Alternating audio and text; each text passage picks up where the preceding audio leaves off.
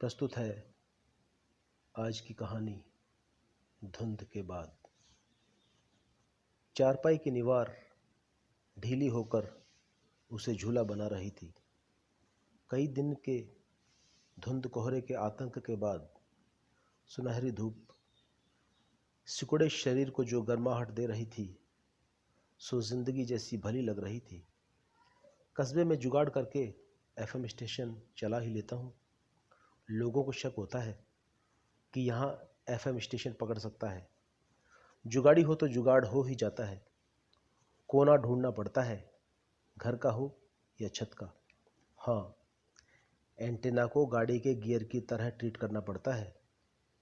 फिर tuning knob से red लगाओ या बिग, माई लगाओ या मिर्ची।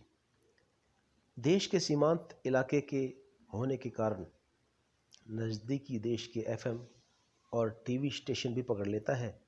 तो वहाँ के नशरियात से वहाँ कौन कौन सी कंपनी कितने में कितने एमबी फ्री दे रही है, कौन से उम्मीदवार बार संघ के इंतखाबात में अपनी किस्मत आजमा रहे हैं, चश्मे के लिए किस डॉक्टर को आंखें दिखाएं।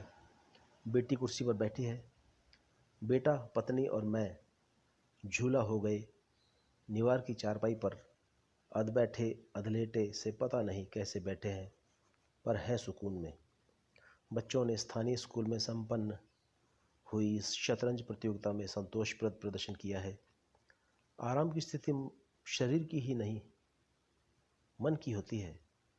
आप गडमड बैठे हुए भी सुकून महसूस कर सकते हैं यदि मन शांत हो। मन में ऊहापोह हो और उठापटक हो तो तमाम भौतिक सुख भी शांति कहाँ देते हैं। सो झूले में भी सुकून था, फिर भी किसी की हरकत कहाँ से कहाँ ले जाती है। चलते एफएम के कार्यक्रम में ध्यान था, कुछ उस छिपकली की तरह जो कई दिन की धुंध और ठंड के बाद अपने छिपने की जगह से बाहर आकर धूप से कुछ गर्म हो आई दीवार पर बिना हिले डुले चिपकी थी और अपने हाथ पैर सक्रिय करने की कोशिशों में लगी थी। वैसा ही आंख नीचे उनिंदा मैं था और अपने कमर दर्द पर मानसिक विजय प्राप्त करने की कोशिशों में था। बचकानी हरकतें न करें बच्चे, तो वे बच्चे कहाँ। और बेटा तो शुरू से ही चुलबुला है कि मस्खरी करने वाले कह ही देते हैं उसकी मम्मी को कि टिक्के बैठना सीखा ही नहीं, पता नहीं पेट में कैसे रह लिया। मेरे सर पर हाथ फिराता, पापा आप तो गंजे होने वाले हो। क्या हुआ, दुनिया में बहुत से गंजे हैं, मैं भी उनके क्लब में शामिल हो जाऊंगा। दीदी पापा के दांत देखो, कहकर मेरा मुंह ज़बरदस्ती अपनी उंगलियों से खोलकर तरह तरह के मुंह बनाता रहा और भाई बहन हंसते रहे।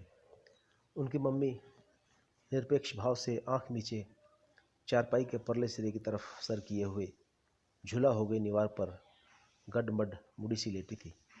मुझे एक विचार 1 सितंबर 2014 के उस मनोज दिन में ले गए थे। पंडित पापा के अंतिम संस्कार के लिए क्रिया करवा रहा था और पापा के पार्थिव हो गए शरीर में विभिन्न कर्मकांड करवाता हुआ बोला, अब वो में तुलसी, चांदी, सोने के टुकड़े डालो।